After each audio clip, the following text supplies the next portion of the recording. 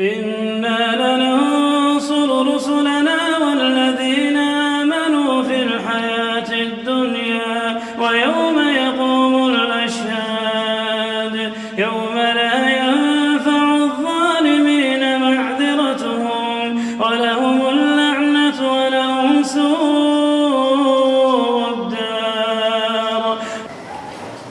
بسم الله الرحمن الرحيم. السلام عليكم ورحمة الله وبركاته. الحمد لله نحمده ونستعينه ونستغفره ونعوذ بالله من شرور أنفسنا ومن سيئات أعمالنا. من يهده الله فلا مضل له ومن يضلله فلا هادي له. وأشهد أن لا إله إلا الله وحده لا شريك له وأشهد أن محمدا عبده ورسوله صلى الله عليه وعلى آله وصحبه وسلم. يقول الله تبارك وتعالى في كتابه الكريم: يا أيها الذين آمنوا اتقوا الله حق تقاته ولا تموتن إلا وأنتم مسلمون. أما بعد. kaum muslimin wal muslimat yang dimuliakan oleh Allah Subhanahu wa taala, kita bersyukur kepada Allah pada malam yang berbahagia ini kita kembali dipertemukan oleh Allah Subhanahu wa taala di pekan yang ketiga di hari Ahad. Semoga Allah Subhanahu wa taala memberkahi pertemuan kita dan menghitung pertemuan ini dan menilainya menjadikannya sebagai timbangan pemberat amalan kita di hari kiamat kelak. Ayyuhal ikhwah, jamaah yang dimuliakan oleh Allah Subhanahu wa taala, sebelum saya memulai kajian ini, sebelumnya saya ingin berterima kasih kepada pihak masjid dan pihak kampung, begitu juga para panitia dan orang-orang yang telah mensukseskan acara ini, dan juga masyarakat yang antusias untuk hadir ke masjid untuk melaksanakan salat maghrib secara berjamaah dan mengikuti kajian Islam. Saya berterima kasih kepada seluruhnya. Semoga Allah Subhanahu wa taala membalas ganjaran jamaah semua dengan ganjaran yang besar di sisi Allah Subhanahu wa taala. Para jemaah yang dimuliakan oleh Allah Subhanahu wa taala, sebagaimana yang telah diinformasikan bahwa pada pertemuan kali ini kita akan membahas satu pembahasan yang berkaitan dengan puasa Ramadan. Tema yang berkaitan tentang kiat-kiat menyambut bulan Ramadan. Bekal apa saja yang sudah kita persiapkan untuk menyambut bulan Ramadan. Karena tidak terasa sekarang kita sudah berada di nisfu Sya'ban. Kita telah berada di pertengahan Sya'ban. Dan tidak lama lagi, mungkin sekitar 2 pekan lagi, kita akan memasuki bulan Ramadan. Dan semoga Allah Subhanahu wa taala menyampaikan umur kita sehingga kita bisa menikmati bagaimana indahnya beribadah di bulan Ramadan. Karena keutamaan yang ada di dalam bulan Ramadan sangatlah banyak. Di antara 12 bulan, dia adalah bulan yang paling istimewa. Bulan Ramadan adalah bulan yang paling istimewa. Yang disebutkan oleh Nabi SAW bulan yang penuh dengan keberkahan, yaitu bulan yang penuh dengan kebaikan. Dan siapa yang beramal dalamnya akan dilipat gandakan pahalanya. Dari satu amalan menjadi 10 kali lipat ganjarannya. Dari 10 kali lipat bahkan dilipatkan, digandakan oleh Allah Subhanahu wa taala pahalanya sampai 700 kali lipat. Bagi siapa? Bagi orang-orang yang benar amalannya. Liyabluwakum ahsanu amalan. Sebagaimana dalam ayat menunjukkan bahwasanya ganjaran bagi orang-orang yang baik amalannya, bukan yang banyak amalannya, tapi yang bagus amalannya. Bagaimana bagusnya amalan tersebut nanti akan kita bahas di dalam permasalahan ibadah. Jemaah dimuliakan oleh Allah Subhanahu wa taala. Dan begitu banyak keutamaan yang dikhabarkan oleh Nabi sallallahu alaihi wasallam tentang bulan Ramadan. Bulan penuh dengan kasih sayang. Bulan di mana manusia harus berakhlak dengan akhlak mulia. Bulan di mana manusia harus memaafkan semua kesalahan-kesalahan orang lain. Bulan di mana mereka harus berkasih sayang. Bulan di mana mereka harus lebih dermawan lagi daripada hari-hari biasanya. Bulan di mana mereka dianjurkan untuk saling berbagi. Bulan di mana kita diperintahkan untuk berbenah diri agar menjadi lebih baik. Yang tadinya tidak banyak tahu tentang agama, ketika dibuka pintu Ramadan dia kembali menggali. Sebelum masuk Ramadan dia gali ilmu agama sedalam mungkin, sehingga dia beramal di atas ilmu yang jelas. Jemaah dimuliakan Allah Subhanahu wa taala. Dan keutamaan-keutamaan yang lain yang disebutkan oleh Nabi sallallahu alaihi wasallam tentang bulan Ramadan. Bahkan Nabi sallallahu alaihi wasallam mengabarkan tentang bulan Ramadan, "Idza jaa Ramadan, futtihat abwabul jannah wa ghulqat abwabun nar wa suffidatis syayatin." Apabila Ramadan itu datang, maka akan dibuka pintu-pintu surga. Pintu surga akan dibuka oleh Allah Subhanahu wa taala dan akan ditutup pintu neraka serapat-rapatnya, dan syaitan akan dibelenggu, syaitan akan diikat.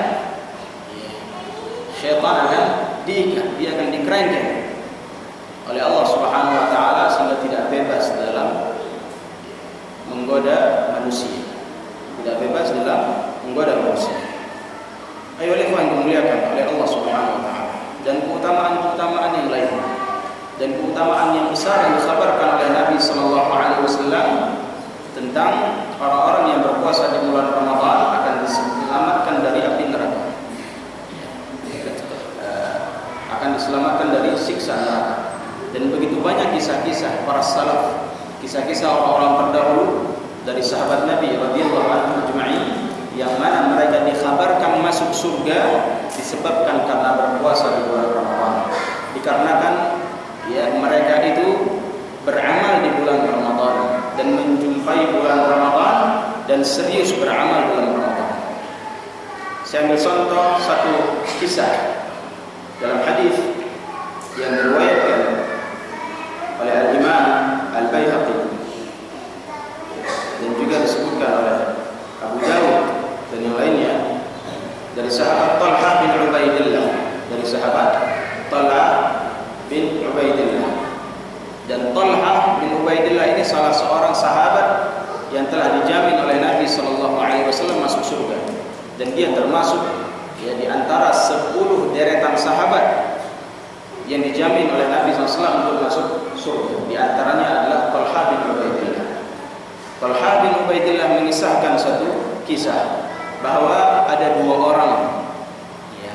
orang laki-laki yang baru saja masuk Islam. Ada dua orang laki-laki yang baru saja masuk Islam, dan mereka berdua ini mendatangi Nabi sallallahu alaihi wasallam. Fakana islamuhuma ma'an. Dan keduanya ini masuk Islam secara bersamaan.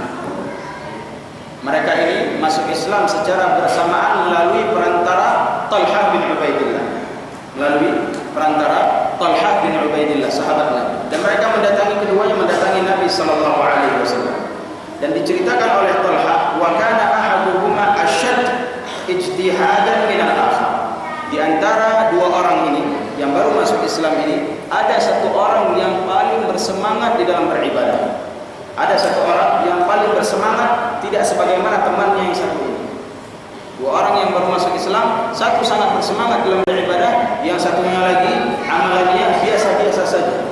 Sehingga yang amalannya ini sangat banyak dan bersemangat dalam beramal, akhirnya dia berangkat untuk berjihad di jalan Allah Subhanahu wa taala. Fastushhida, ya, sehingga orang yang tadinya berangkat pergi jihad, yaitu temannya yang semangat beribadah berangkat jihad, fastushhida, kemudian dia pun mati syahid. Dia gugur di medan pertempuran dan dia mati syahid. Kemudian tinggal temannya yang tadi satu lagi, yang amalannya biasa-biasa saja, ya. Thumma makatha al-akhar ba'dahu sanah. Kemudian temannya ini masih sempat hidup setelah meninggal temannya ini 1 tahun. Jadi temannya tadi ikut berjihad dan dia meninggal. Sedangkan satunya tadi masih sempat hidup selama 1 tahun. Yaitu dia sempat menemui bulan Ramadan di tahun kedepannya. Kemudian setelah itu dia baru meninggal. Ya. Jadi mana yang lebih dulu meninggal? Yang ikut berperang. Yang ikut berperang duluan meninggal. Yang dia orang yang semangat di dalam beribadah. Yang kedua meninggalnya belakangan setelah setahun meninggal temannya. Nah, ketika dua-duanya telah meninggal, ternyata di malam harinya Talha bin Ubaidillah bermimpi. Apa mimpi Talha? Disebutkan oleh Talha, diceritakan oleh Talha bin Ubaidillah bahwa keduanya ini, ya, kedua orang ini dilihat oleh Talha berdiri di depan pintu surga. Berdiri di depan pintu surga. Kemudian ketika Talha melihat keduanya, Talha melihat yang pertama kali masuk surga di antara keduanya itu adalah orang yang dia amalannya sedikit dan yang mati belakangan. Temannya yang amalannya sedikit dan meninggalnya belakangan. Bukan orang yang berjihad tadi, bukan yang orang yang banyak amalannya duluan masuk surga, tapi yang amalannya sedikit kemudian juga, ya, dia tidak ikut jihad, tapi dia duluan masuk surga. Tapi dia duluan masuk surga. Maka Talha pun merasa heran, dia duluan masuk surga. Kemudian setelah dia masuk surga, baru yang kedua temannya tadi, yang mati duluan tadi, baru dia menyusul masuk surga yang berjihad tadi. Nah, setelah mereka masuk surga, ya, secara bersamaan, ya, semuanya telah masuk surga. Kemudian tinggal Talha berdiri di depan pintu surga. Kemudian dikatakan oleh kedua orang tersebut, irji fa innaka lam ya'ti laka ba'd. Wahai Talha, pulang, karena belum waktunya kau masuk. Karena belum waktunya kau masuk. Karena Talha ketika itu masih hidup dan dia bermimpi. Kemudian fa asbaha Talha, ketika Talha bangun di pagi harinya, fahaddatsan nas fa'ajib. Maka Talha menceritakan mimpinya itu kepada orang-orang, kepada sahabat-sahabat yang lain, dan mereka merasa heran, kok bisa? Kok bisa orang yang sedikit amalnya itu duluan masuk surga dibanding temannya ini yang banyak amalannya dan juga mati di dalam peperangan? Kenapa dia bisa masuk belakangan? Walaupun kedua-duanya akhirnya masuk ke dalam surga, tapi kenapa? Pertanyaannya itu kenapa yang kedua ini, ya, yang sedikit amalannya yang mati belakangan tapi masuk surga duluan? Ya, sehingga para sahabat pun heran. Akhirnya kisah ini sampai kepada Nabi sallallahu alaihi wasallam, dan Nabi sallallahu alaihi wasallam ketika mendengar kisah Talha, Nabi hanya diam. Nabi tidak mengomentari mimpinya Talha, menunjukkan Nabi sallallahu alaihi wasallam tidak membantah mimpinya Talha dan membenarkan dari mimpinya Talha, menunjukkan mimpinya Talha itu bukan mimpi sembarangan, ya, dan diakui oleh Nabi sallallahu alaihi wasallam. Karena kalau Nabi SAW mengingkari, Nabi akan ingkari ketika itu. Tapi Nabi SAW tidak ingkari. Bahkan kata Nabi SAW kepada para sahabat yang masih bingung, kata Nabi SAW, min ayyi dzalika ta'jabun? Apa yang kalian herankan? Apa yang kalian herankan memangnya dari kisah apa yang diceritakan oleh Talha? Maka orang ini mengatakan, kami heran ya Rasulullah, kenapa yang sedikit amalnya duluan masuk surga? Ya, dibandingkan orang yang banyak amalannya kemudian berjihad di jalan Allah Subhanahu wa taala dan mati dalam peperangan, tapi dia belakangan masuknya. Kata Nabi sallallahu alaihi wasallam, alaysa qad makatha hadha ba'da sanah wa adraka Ramadan fasamahu? Bukankah orang yang meninggal ya belakangan ini, orang yang meninggal belakangan ini yang sedikit amalannya, kemudian dia meninggal setahun setelahnya, kemudian dia mendapati bulan Ramadan dan berpuasa di bulan Ramadan? Para sahabat mengatakan iya. Kemudian bukankah orang tersebut di dalam 1 tahun tersebut selain melaksanakan puasa Ramadan dan juga dia telah mendapatkan beribu-ribu sujud, ribuan sujud telah dia lakukan. Dan itu benar. Dalam 1 hari berapa rakaat orang salat? 17. 1 rakaat berapa kali sujud? 2 kali sujud. 2 kali sujud dikali dengan 17, dikali dengan rakaatnya, dikali dengan 7, ya dikali 17 kali, sudah berapa 1 hari sujudnya? Sudah hampir 34 kali sujud, dikali dengan setahun, ribuan sujud yang telah dia lakukan selama setahun. Maka kata Nabi SAW, bukankah dia menemui Ramadan dan telah beribu-ribu kali bersujud kepada Allah Subhanahu Wa Taala? Maka Nabi SAW mereka menjawab, tentu ya Rasulullah. Maka dia berhak untuk masuk surga duluan daripada temannya tadi. Kenapa?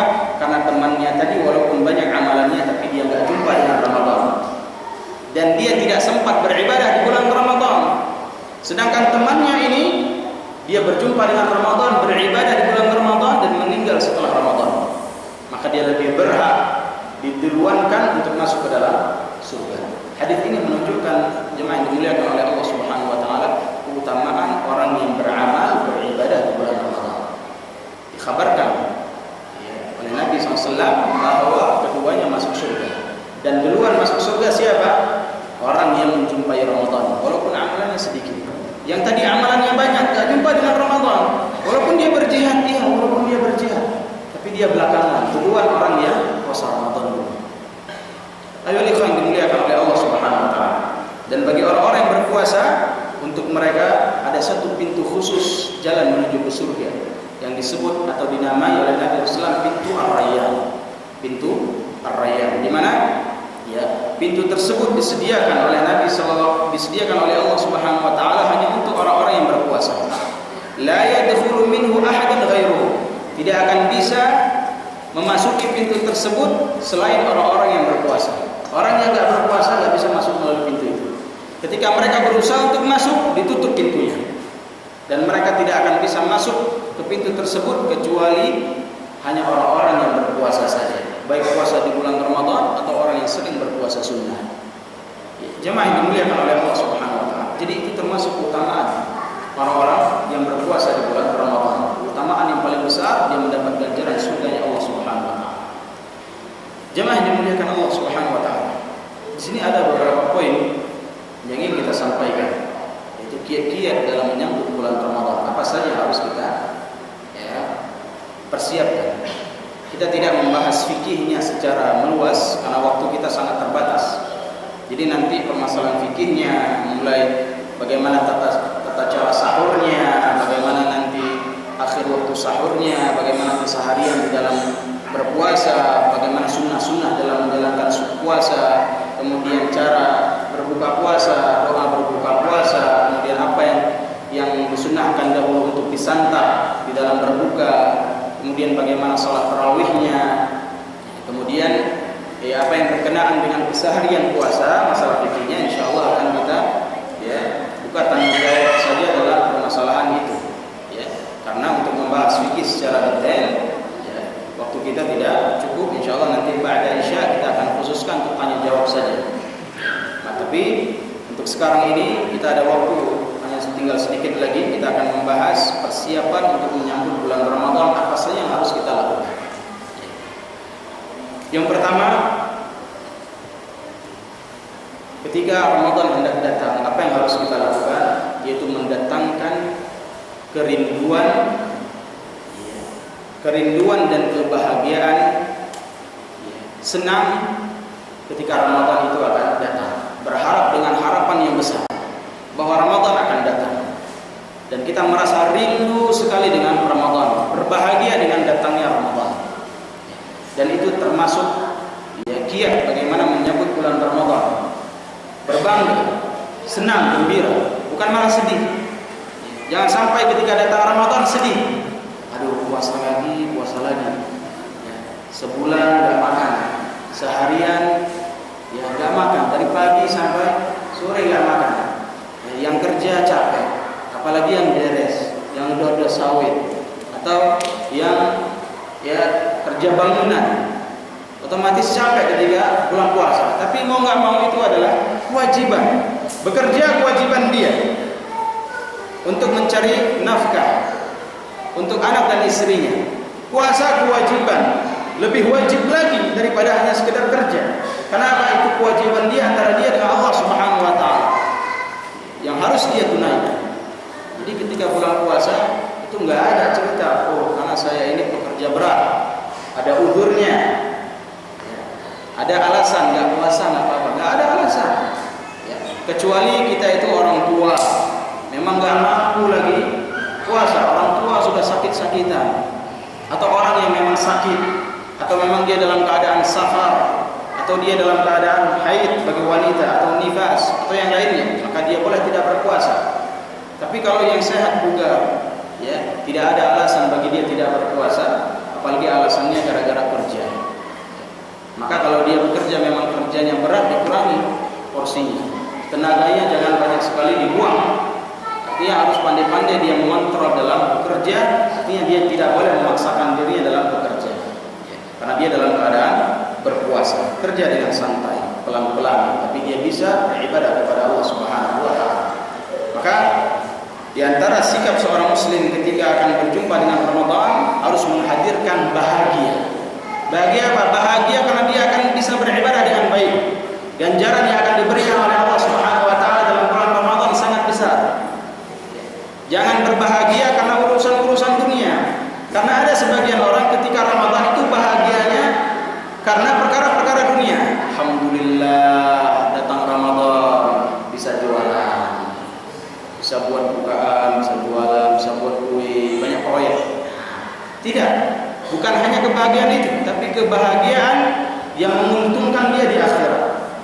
Dengan apa? Ganjaran-ganjaran yang diberikan oleh Allah Subhanahu wa taala yang sangat banyak, ya. Kelipatan pahala yang sangat banyak diberikan oleh Allah Subhanahu wa taala ketika seorang itu beribadah di bulan Ramadan. Jadi harus berbahagia dan rindu dengan Ramadan. Rindu dengan Ramadan. Bahagia, senang dengan tibanya bulan Ramadan. Sebagaimana orang-orang yang berpuasa ketika menjumpai puasa, kelak dia akan menuai pahala di sisi Allah Subhanahu wa taala dengan ganjaran yang besar. Karena Nabi sallallahu alaihi wasallam bersabda dalam hadis yang diriwayatkan oleh Imam Muslim, ya, lis-shaim farhatan. Lis-shaim farhatan. Farhatun 'inda fitrih wa farhatun 'inda liqa'i rabbih. Bagi orang yang berpuasa itu ada dua kebahagiaan. Kebahagiaan yang pertama yaitu kebahagiaan ketika berbuka. Kebahagiaan kedua, kebahagiaan ketika dia berjumpa dengan Allah Subhanahu wa taala.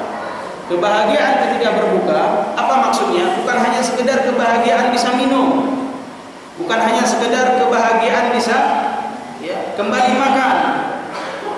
Kebahagiaan bukan hanya sekedar kebahagiaan bisa kembali bersenang-senang dengan istri.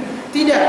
Tapi kebahagiaan di sini adalah kebahagiaan di mana Allah Subhanahu wa taala dan Rasulnya sallallahu alaihi wasallam menjanjikan bahwasanya di waktu berbuka ada satu doa yang mustajabah bagi orang-orang yang berpuasa. Makanya kata Nabi sallallahu alaihi wasallam, "Thalathu da'awat la turad, da'watul walid wa da'watus sha'im wa da'watul musafir." Ada tiga doa yang tidak akan ditolak oleh Allah Subhanahu wa taala. Yang pertama doanya orang tua. Doanya orang tua kepada anak. Yang kedua doanya orang yang berpuasa ketika dia berdoa ketika berbuka puasa. Dan doanya orang yang melakukan perjalanan jauh musafir. Jadi ketika seorang itu berdoa, selesai dia berbuka, di situ waktu yang mustajab, yang diijabahkan, yang dijawab oleh Allah Subhanahu wa taala. Jadi dia berbahagia dengan kesempatan itu ketika dia berbuka. Dan dia di sisi lain berbahagia dikarenakan Nabi SAW menjanjikan dalam sabdanya bahwa orang yang berdoa ya, Nabi SAW menyebutkan ada golongan, ada beberapa kaum yang diselamatkan oleh Allah Subhanahu wa taala dari api neraka dikarenakan dia berbuka puasa dan puasanya dijalankan dengan benar. Inna lillah ataqa fil fitr. Puasanya di sisi Allah Subhanahu wa taala ada orang-orang yang diselamatkan dari api neraka disebabkan karena dia berbuka puasa. Jadi farhatun inda fitri, berbahagia ketika berbuka puasa, tidak hanya sekedar berbahagia ketika minum atau ketika makan, tapi berbahagia dengan keutamaan yang dijanjikan oleh Nabi sallallahu alaihi wasallam. Ayo ikhwah, jemaah yang dimuliakan oleh Allah Subhanahu wa taala, dan menyambut bulan Ramadan dengan kegembiraan dan juga dengan kerinduan. Belum datang Ramadan, bahkan masih jauh mungkin Ramadan, sebulan 2 bulan, tapi dia sudah rindu dengan bulan Ramadan. Itu termasuk iman yang baik. Atau apalagi ini sudah masuk nisfu Sya'ban, 2 pekan lagi sudah akan datang bulan Ramadan. Rasa rindu itu akan memuncak. Itu tanda-tanda baiknya keimanan seseorang. Atau contoh lain, dia rindu terhadap amalan-amalan saleh. Dia rindu antara satu sholat dengan sholat yang lain. Dia tadi baru sholat zuhur, tapi dia sudah rindu dengan sholat asar, sudah rindu dengan sholat maghrib, rindu dengan sholat isya, rindu dengan sholat subuh yang dia lakukan di dalam masjid Allah Subhanahu wa taala. Kerinduan tersebut menunjukkan bagusnya iman seseorang. Karena ketika seorang itu sudah rindu terhadap satu amalan, dia tidak akan mau ketinggalan di dalam mengamalkan amalan tersebut. Orang rindu terhadap sholat, dia tidak mau ketinggalan terhadap sholat. Dia tidak mau tertinggal takbiratul ihram, dan itu tanda bagusnya iman seseorang. Makanya disebutkan dari para salaf itu banyak orang-orang yang tidak pernah ketinggalan takbiratul ihram puluhan tahun. Disebutkan Sa'id bin Musayyab itu tidak pernah meninggalkan takbiratul ihram selama 40 tahun. Selama 40 tahun tidak pernah ketinggalan takbiratul ihram. Begitu imam takbiratul ihram, takbir pertama, dia sudah berada di saf, ikut bersama imam. Bukan datangnya setelah rakaat ke-1, rakaat kedua, atau sholat dengan jamaah kedua, imam kedua. Tapi hendaknya dia sholat bersama imam pertama dan mendapatkan takbiratul ihram. Dan banyak kisah-kisah para salaf. Ada yang tidak pernah tinggal takbiratul ihram selama 20 tahun. Bahkan di zaman sekarang ada, di abad ini, seorang imam dari imam yang bertakwa kepada Allah Subhanahu wa taala setelah wafat, pernah ditanyakan kepada Syekh bin Baz rahimahullah taala. Suatu ketika Syekh bin Baz ditanya, "Ya Syekh, aku tidak pernah melihat engkau tertinggal takbiratul ihram." Padahal Syekh adalah seorang yang buta. Syekh bin Baz termasuk orang yang buta. Ketika ditanyakan, "Sejak kapan kau tidak pernah meninggalkan takbiratul ihram?" Kata beliau, "Sejak aku muda, di mana aku dahulu pernah ditegur oleh guru karena aku sering tertinggal takbiratul ihram. Bukan masbuk, tertinggal takbiratul ihram.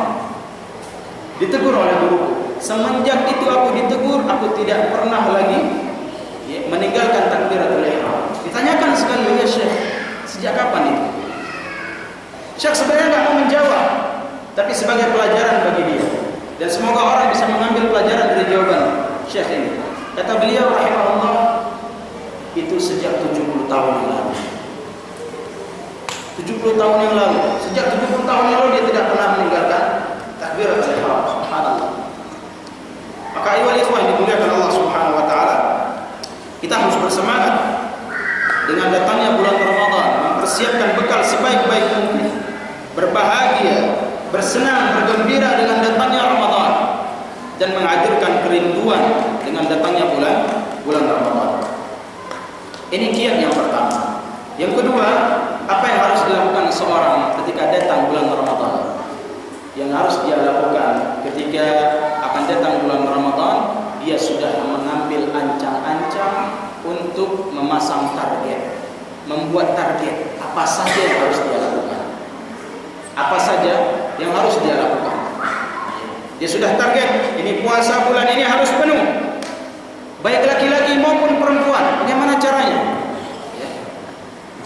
Mungkin bagi perempuan sulit, karena di sana dia mungkin haid, atau berhalangan hamil, atau dia dalam keadaan atau lagi sakit. Tapi yang jelas berusaha bagaimana, terkhusus laki-laki yang mungkin kendalanya tidak sebagaimana yang dialami oleh wanita. Seorang laki-laki bulan puasa 30 hari ini, sebulan ini, atau 29 hari atau 30 hari ini harus full puasa. Begitu juga tarawihnya harus full. Ada target. Qurannya berapa kali khatam? Minimal dalam 1 bulan 1 kali khatam. Minimal. Dalam 1 bulan itu ada 1 kali khatam minimal. Ada yang targetnya sekali khatam, ada targetnya 2 kali khatam, ada targetnya 3 kali khatam, ada target. Pasang. Setelah zuhur berapa lembar baca Quran? Setelah asar, setelah maghrib, setelah isya, setelah subuh berapa? Ada target. Dia pasang. Kemudian target amalan yang lain, berinfak, bersedekah. Dalam sehari berapa yang harus dia keluarkan dari hartanya?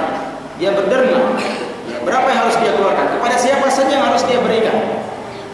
Kalau memang ada keluarga yang membutuhkan, dia utamakan kepada keluarganya terlebih dahulu. Punya target.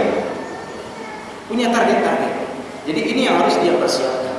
Ayolah dimuliakan Allah Subhanahu wa taala. Yang ketiga yang harus dipersiapkan oleh seorang ketika hendak datang bulan Ramadan, dia harus memperbaiki akhlaknya. Dia harus memperbaiki akhlaknya. Karena bulan Ramadan adalah bulan tarbiyah, bulan pendidikan. Yang tadinya mungkin dia akhlaknya kurang baik, kalau ngomong suka ngomong asal, kalau ngomong suka ngomong kasar, kalau dia bicara suka membentak, memaki, mencela, menghina, menuduh, memfitnah, maka itu harus dia rubah sebelum datang bulan Ramadan. Dia harus persiapkan merubah dirinya menjadi lebih baik, berakhlak dengan akhlak yang baik, terutama kepada keluarganya, kepada orang tuanya, kepada istri dan anak-anaknya, dan kepada kerabat-kerabatnya dan teman-teman yang ada di sekitarnya, dan kepada masyarakatnya. Harus dia perbaiki. Yang tadinya mungkin kalau lihat orang dengan muka yang sangar, senyum pun susah, mengucapkan salam pun susah, jangan menjawab salam pun juga payah. Ada sebagian itu kadang orang-orang kalau diucapkan salam, jawab salam aja itu malu. Jawab salam malu dia. Assalamualaikum. Jadi jawab salam malu dia. Kenapa? Terkadang hal-hal yang demikian diakibatkan karena tidak terbiasa. Sekali datang orang yang mengucapkan salam, selama 1 bulan baru ini ada orang mengucapkan salam untuk aku. Biasa-biasanya nggak pernah. Dan itu terjadi. Mungkin sebagian kita mengalami, dan saya mengalami seperti itu. Ada sebagian mungkin orang-orang baik itu di kampung maupun di kota, ketika diucapkan salam gak jawab, dia seperti orang yang bengong, terdiam gitu. Seperti orang yang tidak pernah disapa dengan salam, mau jawab ragu. Ini diakibatkan karena tidak ada kebiasaan. Kebiasaan yang sunnah ini mulai hilang. Tidak ada tegur sapa. Dengan tegur sapa yang baik dimulai dengan salam, karena dia mengandung doa. Maka perbaiki hal-hal yang demikian. Muamalah, hubungan dengan masyarakat, hubungan dengan orang sekitar diperbaiki. Yang punya salah minta maaf. Perbaiki akhlak, terutama akhlak kepada keluarganya. Ada orang yang lebih baik kepada orang lain daripada ibunya. Sama orang lain baik sekali, ngomongnya sopan, segan, tapi sama orang tuanya nggak ada sopan-sopannya, nggak ada segan-segannya. Atau sama keluarganya, gitu juga. Sama orang lain, sama keluarganya, sama sekali. Baik kepada anaknya, kepada istrinya, atau kepada keluarga-keluarganya. Maka ini harus kita perbaiki sebelum masuk bulan Ramadan. Karena di bulan Ramadan itu harus sudah baik, harus sudah bagus, harus bisa memaksimalkan ibadah, bukan baru belajar, bukan. Sebelumnya kita persiapkan. Ketika masuk bulan Ramadan kita sudah siap mempersembahkan ibadah, mempersembahkan amalan terbaik untuk Allah Subhanahu wa taala. Maka sekarang kita berbenah. Waktu kita nggak banyak lagi, hanya tinggal beberapa hari lagi. Sekarang kita harus berbenah, memperbaiki akhlak. Yang tadinya suka berkata kotor, jangan lagi. Apalagi telah masuk bulan Ramadan, masih saja dia berucap dengan ucapan yang tidak baik, maka orang-orang yang demikian tidaklah mendapatkan kebaikan di sisi Allah Subhanahu wa taala. Nabi sallallahu alaihi wasallam bersabda dari hadis Abu Hurairah radhiyallahu anhu, kata Nabi sallallahu alaihi wasallam, "Man lam yada' qaul az-zur wal 'amal bihi, falaysa lillahi hajatun fi an yada' ta'amahu wa syarabahu." Rawahu Bukhari. Kata Nabi sallallahu alaihi wasallam, barang siapa yang tidak meninggalkan kata-kata yang sia-sia, kata-kata dusta, ya kata-kata yang jelek, ya ucapan-ucapan yang jelek, atau malah beramal dengannya, maka Allah Subhanahu wa taala tidak butuh terhadap puasanya. Tidak butuh terhadap puasanya walaupun dia menahan haus dan lapar, enggak butuh Allah pada puasanya. Kenapa? Dia puasa tapi enggak bisa jaga mulut. Makanya Nabi SAW menyebutkan dalam hadis yang sahih, "Kam min sha'im aw rubba sha'imin laisa lahu min siyamihi illa al-ju' wal 'atash." Kata Nabi SAW, betapa banyak orang yang berpuasa, bahkan kebanyakan orang yang berpuasa, dia tidak mendapatkan apapun dari puasanya kecuali hanya rasa haus dan lapar. Kecuali hanya rasa haus dan lapar. Hanya lapar, dahaga itu yang dia dapat, pahala enggak dapat. Kenapa? Karena dia enggak jaga mulut. Sikapnya enggak betul, akhlaknya enggak baik. Tidak mendapatkan apa-apa dari puasanya kecuali ju', kecuali lapar, wala 'atash, kecuali hanya dia rasakan haus saja, dahaga saja. Maka oleh Allah memuliakan Allah, perlu kita perbaiki akhlak. Perlu kita memperbaiki akhlak kita. Kemudian bekal yang keempat, sebelum masuk bulan Ramadan, apa yang harus kita lakukan? Bertaubat dan beristighfar kepada Allah Subhanahu wa taala. Sebelum masuk bulan Ramadan, semua kita banyak dosa. Saya, antum, semua pasti ada dosa, pasti ada kelemahan. Baik itu kecil maupun besar. Ya, dosa kecil maupun dosa besar, kesalahan kecil maupun kesalahan besar. Semua kita nggak ada yang suci dari dosa kecuali para anbiya, kecuali para nabi dan rasul yang suci dari dosa. Adapun manusia siapapun dia,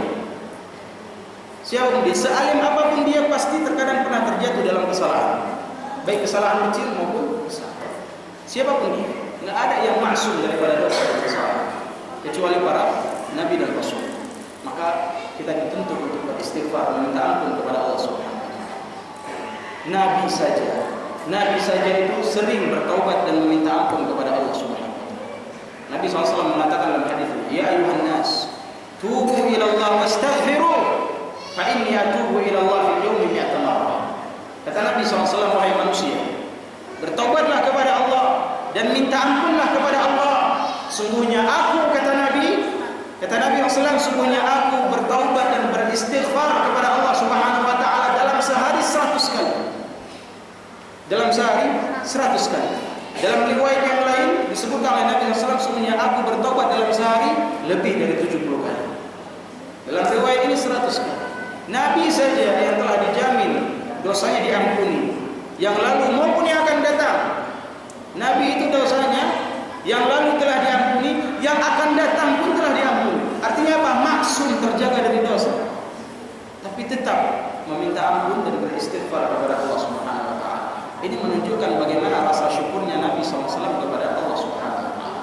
Maka kita sebelum memasuki bulan Ramadan, bulan yang mulia, bersihkan diri kita, sucikan, bersihkan dari segala dosa. Bagaimana caranya? Bertaubat kepada Allah Subhanahu wa taala.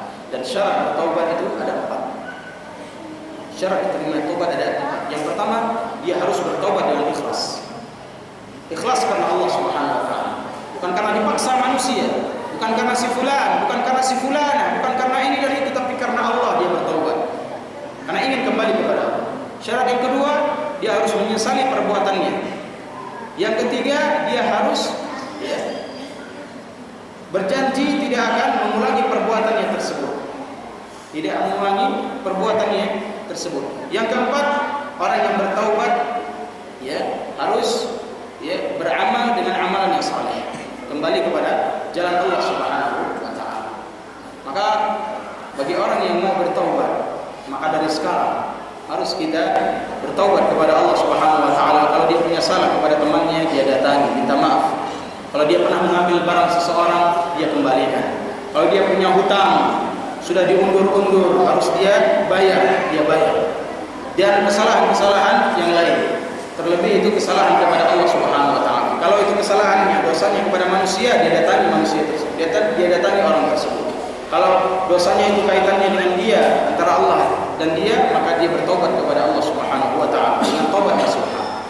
Jemaah yang dimuliakan Allah Subhanahu wa taala. Yang terakhir, bekal yang harus kita persiapkan untuk menemui bulan Ramadan. Ini yang paling penting. Membersihkan hati, meluruskan niat, membersihkan hati. Hati kita ini kotor. Membersihkan hati dan meningkatkan keimanan kepada Allah Subhanahu wa taala. Ini yang paling penting. Karena seorang itu dinilai dari hatinya, bukan dari wajahnya, penampilannya. Nah, Nabi sallallahu alaihi wasallam bersabda dari hadis Abu Hurairah radhiyallahu anhu yang diriwayatkan oleh Imam Muslim dalam sahihnya, Nabi sallallahu alaihi wasallam, "Innallaha la yanzuru ila ajsamikum wa la yanzuru ila suwarikum, innama yanzuru ila qulubikum wa a'malikum." Kata Nabi SAW, sungguhnya Allah tidak melihat kepada rupa-rupa kalian. Allah tidak melihat kepada jasad-jasad kalian. Tapi yang Allah lihat adalah hati kalian dan amalan kalian. Hati. Karena yang membedakan, ya, yang bisa membuat amalan itu menjadi besar, ganjarannya semakin besar, itu apa yang ada dalam hati. Kenapa para sahabat beramal dengan amalan yang kecil tapi mendapatkan ganjaran yang besar? Itu karena hati. Kenapa di antara para sahabat yang sama amalannya, mereka sama-sama mengamalkan amalan yang sama, tapi ganjarannya berbeda antara satu dengan yang lain? Di antara sahabat siapa yang paling terbaik? Abu Bakar. Maka dikatakan oleh Nabi SAW terhadap Abu Bakar, ya, tidaklah Abu Bakar itu mengalahkan kalian dari sisi banyaknya sholat atau banyaknya puasa. Bukan itu ya kemenangan Abu Bakar. Tapi kemenangan Abu Bakar bisa mengalahkan kalian itu dikarenakan ada sesuatu yang beda di dalam hatinya, sesuatu yang lain di dalam hatinya. Apa itu? Keimanannya yang beda, keikhlasannya yang beda di antara sahabat-sahabat lain. Dia Abu Bakar orang yang paling pertama mendukung Nabi SAW. Ketika Nabi susah, Abu Bakar orang yang pertama mendukung Nabi SAW. Sehingga Abu Bakar menjadi sahabat yang paling mulia. Itu dikarenakan apa yang ada dalam hatinya. Begitu juga dengan kita. Begitu juga dengan amal. Satu amal bisa menjadi besar itu gara-gara hati, gara-gara niat. Dan amalan yang besar bisa menjadi kecil gara-gara hati. Sebagaimana dikatakan oleh para salaf, rubba amalin saghirin tukabbiruhu niyyah wa rubba amalin kabirin tusaghhiruhu niyyah. Betapa banyak, ya, amalan yang kecil namun menjadi besar karena niatnya. Dan betapa banyak amalan yang besar kemudian menjadi kecil ganjarannya itu karena niatnya. Kita kasih contoh amalan yang kecil namun ganjarannya besar.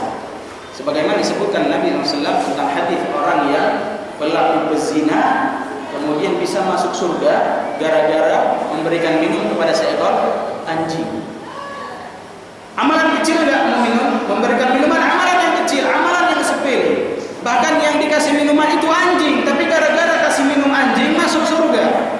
Padahal dia enggak punya amalan lain, bahkan disebutkan dia itu seorang pezina.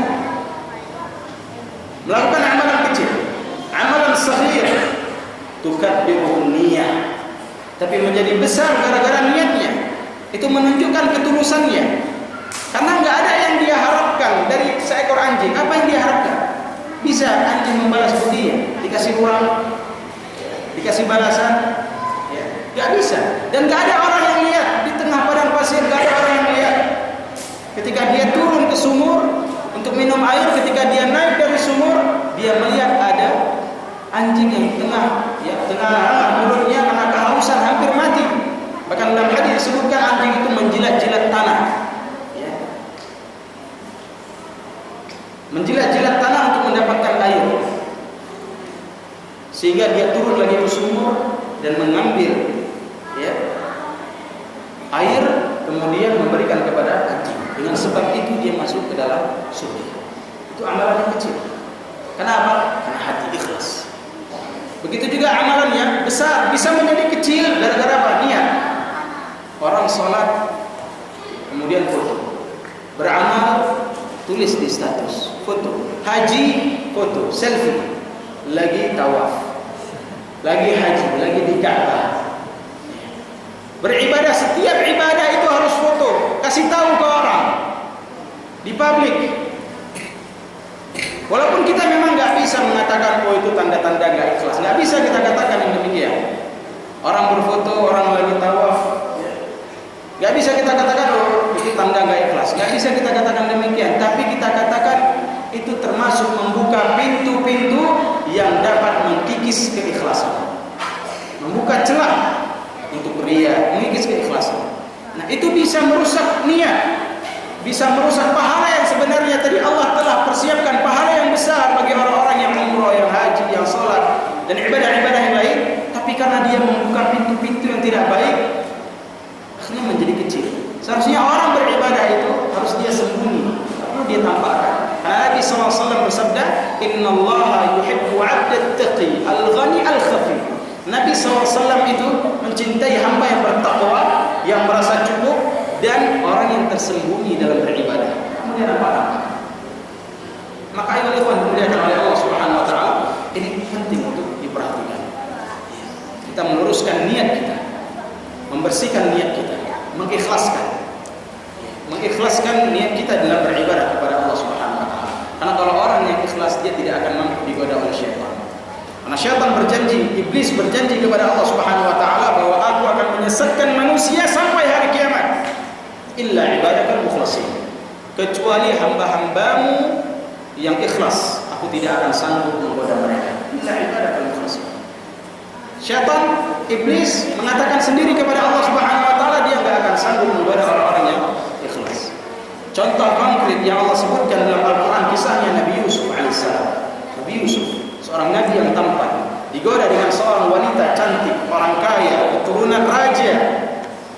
Dibawa, dijebak oleh wanita tersebut sehingga masuk ke dalam kamar, ke dalam satu ruangan, dikunci oleh wanita tersebut.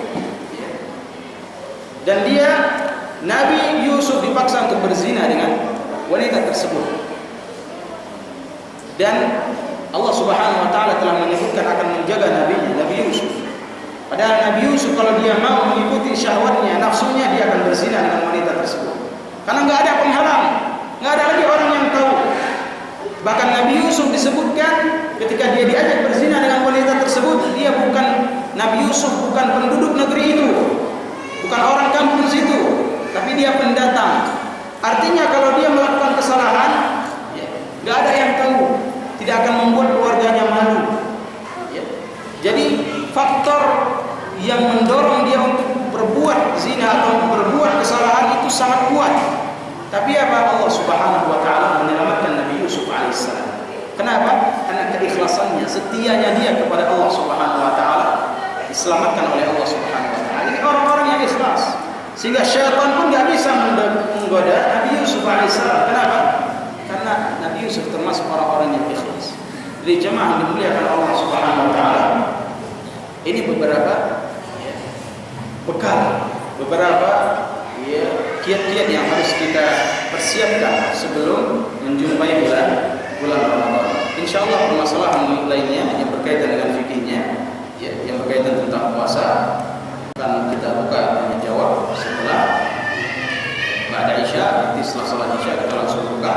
Bagi yang mau bertanya, silakan bertanya, menuliskan di kertas, kemudian diantarkan ke depan. Bagi pertanyaan yang bisa kita jawab, insyaallah kita jawab. Yang tidak bisa kita jawab, Allah